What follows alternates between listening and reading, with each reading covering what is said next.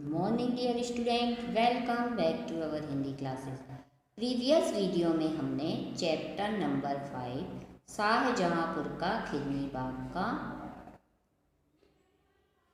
Page number 47 की प्रश्न उत्तर complete कर लिए थे। आज हम भाषा तथा व्याकरण देखते हैं। तो भाषा तथा व्याकरण में देशी या देशज शब्द वे शब्द जिनका कोई स्रोत नहीं है, अर्थात जिन शब्दों का मूल रूप संस्कृत में नहीं मिलता।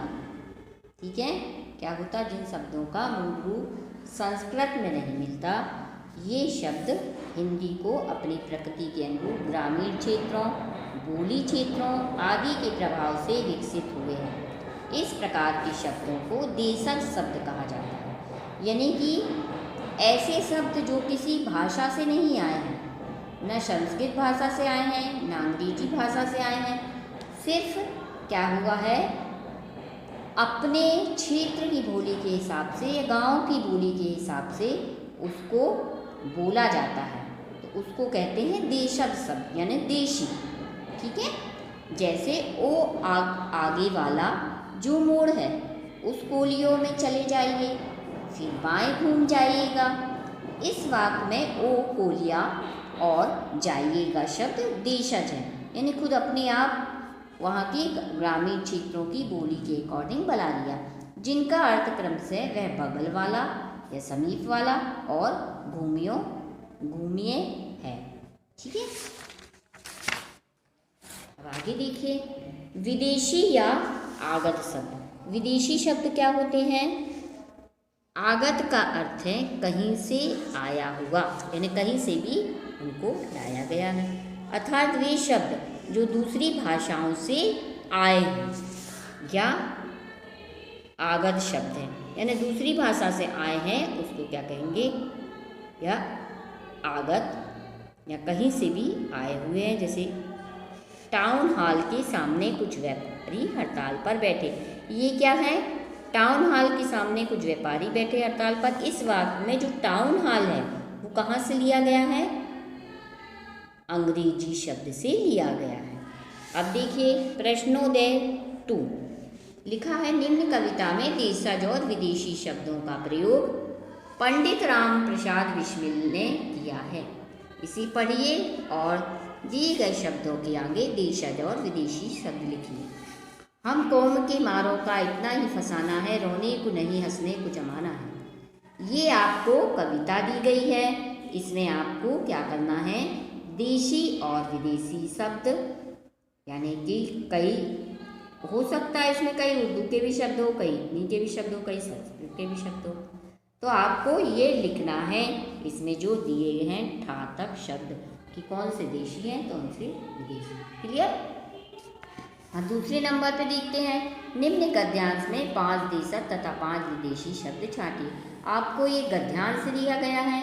19 सितंबर 1927 प्रातः 6:30 गोरखपुर जिला जेल का फांसी घर। बिस्मिल के चेहरे पर देवी आभा दमक रही है। आभा के सामने सूर्य भी अपना प्रकाश बिखेरने से शर्मा रहा है। सिंह गर्जना के साथ उनका कंठ से निकला वंदे मातरम, भारत माता की जय। कदम आगे बढ़ रहे थे और मुंह से निकल रहे थे, मालिक तेरी रजा है और तू ही रहे। ये दिया गया है, इसमें से भी आपको क्या करना है? देशज शब्द और विदेशी शब्द छांट कर लिखना है। क्लियर? आया समझ में? कि आपको करना है। अब देखिए यहाँ ये रचनात्मक कौशल। रचनात्मक कौशल में दिया गया है, पाठ में लेखक ने बिस्मिल का घर खोजने में अनेक कष्ट उठाए।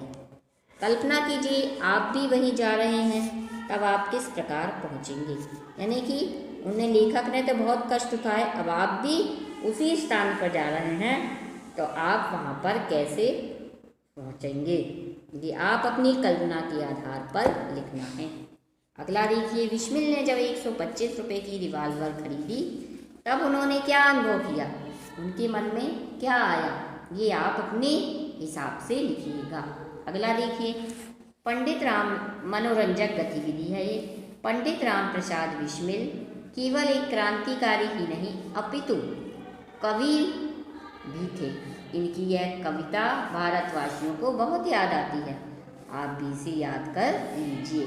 तो ये कविता आपको याद करना है। कविता क्या है? सरफरोशी की तमन्ना अब हमारे दिल में है, देखना है जोर कितना बाजुए का दिल। क्लियर?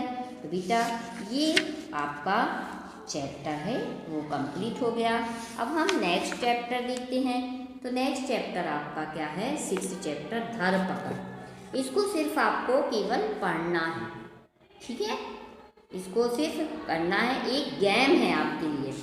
तो उसमें आपको जानकारी भी मिलेगी, क्या शब्द छांटना है, और आपका नॉलेज भी बढ़ेगा, व्याकरण का भी ज्ञान होगा।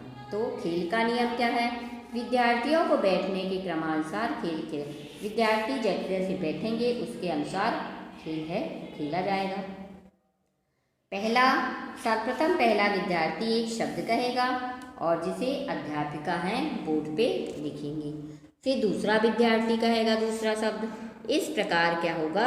शब्द जो रहेंगे वो जुड़ते जाएंगे। देखिए पहला विद्यार्थी ने क्या कहा? आज। दूसरे विद्यार्थी ने क्या कहा? हमारे। तीसरे ने कहा विद्यालय। चौथे ने कहा का।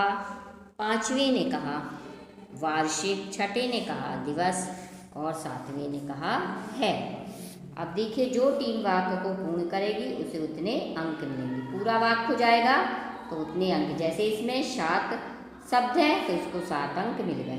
व्याकरण का सार्थक तथा व्याकरण व्यक्ति से शुद्ध होना आवश्यक है, यानी व्याकरण होगी तो उसको शुद्ध होना आवश्यक है। गलत प्रयोग किया तो नंबर नहीं मिलेंगे। हर टीम को यह प्रयास करना है कि अगली टीम वाक्य को समाप्त ना कर पाए। वाक्य समाप्ति पर पूर्ण विराम कहना आवश्यक है, अन्यथा अंक अगली टीम को मिलेंगे। यदि कोई विद्यार्थी बिना सोचे समझे कोई ऐसा शब्द कहता है जिससे वाक्य अशुद्ध बन सकता है तो अगली टीम उसे चुनौती दे सकती है। चुनौती मिलने पर उस टीम को यह बताना होगा कि उसने वह शब्द क्यों कहा। यदि चुनौती सही है तो चुनौती देने वाली टीम को 1 अंक मिलेगा तथा चुनौती का उत्तर टीम का कोई भी विद्यार्थी दे सकता है। विशेष वाक्य विन्यास के इस रोचक खेल द्वारा विद्यार्थी न केवल व्याकरण दृष्टि से शुद्ध वाक्य बोलना सीखते हैं बल्कि अपनी कल्पना शक्ति को भी बढ़ाते हैं। ठीक है बच्चों, आज के इस वीडियो में बस इतना ही। ये रोचक खेल आप खेलिएगा, अपने दोस्तों के साथ भी आप खेल सकते हैं। नेक्स्ट वीडियो में हम आपसे फिर मिलेंगे, तब तक के लिए टेक केयर।